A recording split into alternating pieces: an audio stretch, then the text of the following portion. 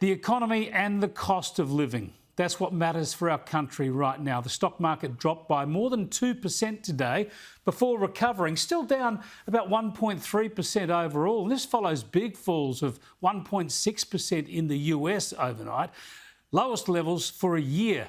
The US stock market finished up last Friday. Now, all of this is volatile, of course. Let's hope we get a bounce back. But the point is that the US and the UK are in recession, and there are fears it'll all get a lot worse. And the question is whether Australia can avoid following them. The dollar is way down today, and petrol prices are heading up again. So it's little wonder that the cost of living dominated in Parliament today. Minister, Australians are suffering under your government in relation to rising costs of living pressures at the supermarket, in their electricity bills, in their gas bills, at the Bowser, when they renovate their homes, and certainly in relation to increasing mortgage payments that they have to make under your government. Yeah, that gives a flavour of it. Of course, there was plenty of argy-bargy about allegations of tax increases or tax cuts and next month's budget, what will be in it. But the key message from Labor's Albanese government was that they're not to blame.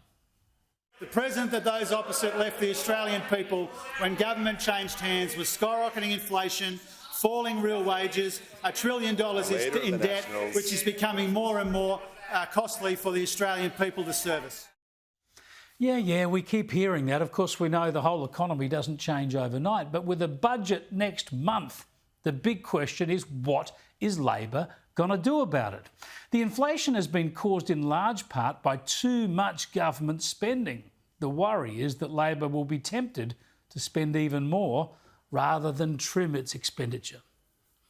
Now, just as there's pressure on the Commonwealth budget, of course, there is pressure on Australians as well, from the skyrocketing cost of living and falling real wages and rising interest rates as well.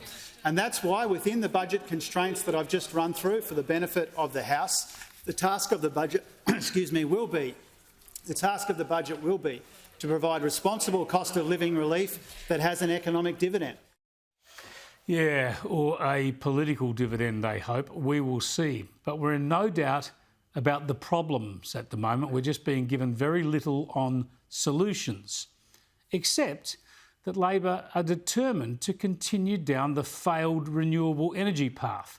And that'll just ensure that power prices, and therefore the cost of everything else, will continue to rise.